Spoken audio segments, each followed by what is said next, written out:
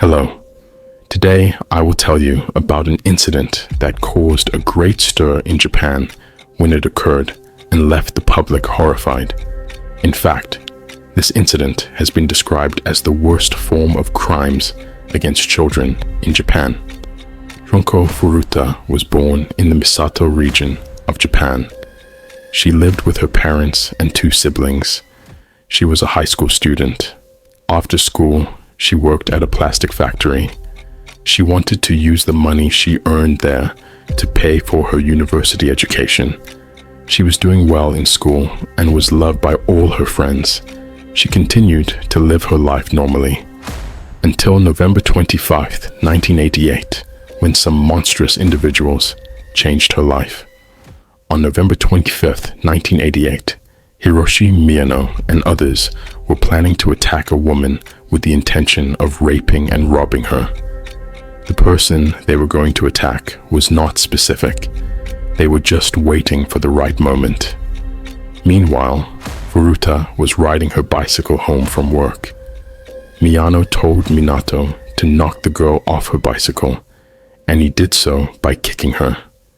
Then he ran away from there. Miyano then approached the girl, supposedly to help her. He told her that he witnessed the incident and could help her, suggesting they could go to her home together and call the police. Furuta would accept this seemingly innocent offer. He took her to a nearby warehouse. That's where the first attack took place.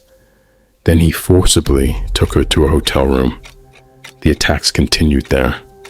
Later, the assailant Miyano called his friends. Among these friends was Minato. Also mentioned in the file are the other two assailants, Joe Ogura and Yasushu. Ogura told Miyano that they needed to keep the girl there, or she would report everything to the police. This group, or gang, had previously committed a similar crime and had released that girl. They had learned her family's address from the addresses in her bag. They always used this as a threat against her. After the attacks at the hotel, the four monsters took the girl to a house in the Adachi area. The attacks continued there as well. 2 days had passed. On November 27th, Furuta's family reported their daughter missing to the police. While the investigation was ongoing, the gang asked Furuta to call her family and tell them she had run away from home. They were aware that the police were looking for her. Thanks to this call, the police would stop searching for her. The house where they held Furuta belonged to Miyato's family. Whenever his family visited, they forced Furuta to act like his girlfriend. Minato and his family had connections to the Japanese mafia, the Yakuza. Because she was afraid, Furuta had to do whatever they said. They forcibly kept her in that house for 40 days. They assaulted her, sexually assaulted her, and tortured her. They sometimes left her on the balcony in the cold, burning most of her body. After a while, her wounds became so severe that she couldn't even walk to the toilet downstairs. On January the 4th, 1989, when they lost a board game, Miyano began to take out his anger on Furuta. Then the group joined in. The gang began kicking and attacking her. The attack was so violent that the poor girl couldn't bear it anymore and lost consciousness. But the savage attackers didn't stop. They showed her no mercy. They continued to burn her. The attack lasted for about 2 hours without interruption. Afterwards, they tried to wake her up and bring her back to consciousness. But unfortunately, Junko Furuta couldn't withstand these attacks and lost her life. They started working to dispose of her body 24 hours later. Minato's brother was going to help them. They didn't want to be accused of murder. They put her in a bag. Then they put the bag in a drum and sealed it with cement. On January 23rd, the gang was caught based on a report from a 19-year-old girl they had previously detained. During the crime scene investigation, a piece of her underwear was found. Later, one of them confessed the murder of Junko Furuta to the police. It is believed that this was Kamisaku. The police were shocked by this confession. He even told them where they could find the body. He even confessed to killing another woman and her 7-year-old son. But even today, this incident has not been fully clarified. The police found Furuta's body the next day, thanks to the fingerprint identification.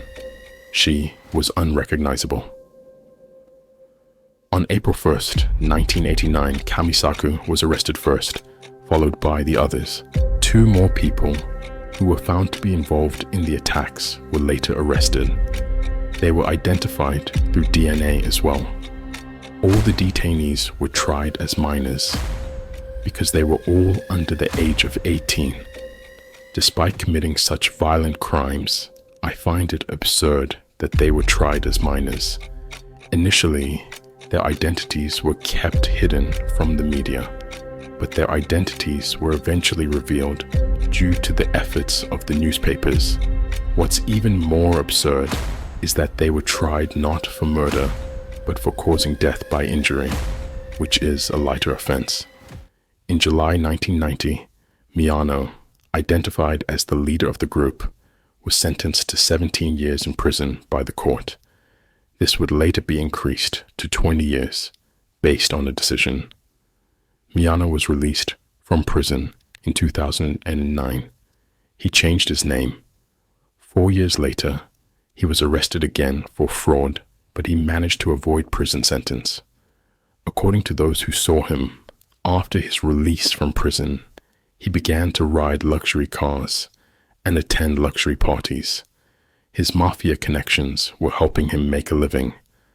Minato, on the other hand, was sentenced to 6 years in prison, but this was later increased to 9 years. He was 16 years old at the time of the murder and attacks. Minato's brother, who aided them, and their family living in the house were not punished. Although it was their family's house, his parents claimed they had no knowledge of the incident. I don't know what you think about this, but I believe it's a lie. Minato was released from prison in the following years. He never entered any job and was not recorded in any work history.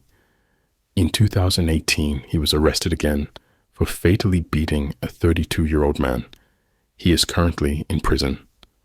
Watanabe received a 7-year prison sentence. He was 17 years old when he committed the murder.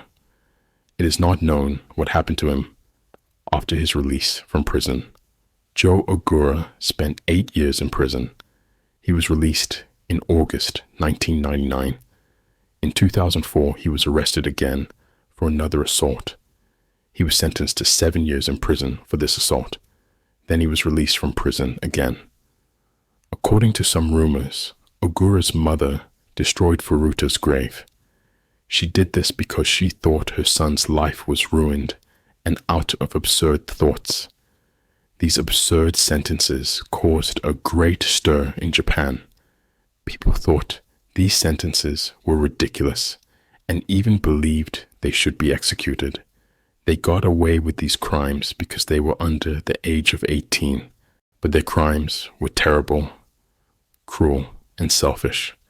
Furuta's funeral took place on April 2nd, 1989. I want to convey the words spoken by a friend at the funeral. Junko, welcome back among us. I could never have imagined seeing you like this. You must have suffered a lot. We had t-shirts made for you. You always liked their colors. We will never forget you. The school principal is even preparing your graduation certificate. We will all graduate together, just as we imagined. There is no more pain now. You won't have to suffer anymore. Please find peace. It wouldn't be wrong to say that these sentences are absurd. It is not logical for those who committed such severe and inhumane crimes to spend such a short time in prison. Moreover, their continuation of committing crimes and causing harm to others after being released from prison proves how flawed these sentences were. The Junko Furuta case is a highly popular one. There are details that I cannot discuss here due to YouTube rules. What are your thoughts on this incident? How do you think these monsters should have been punished? I look forward to reading your opinions in the comments.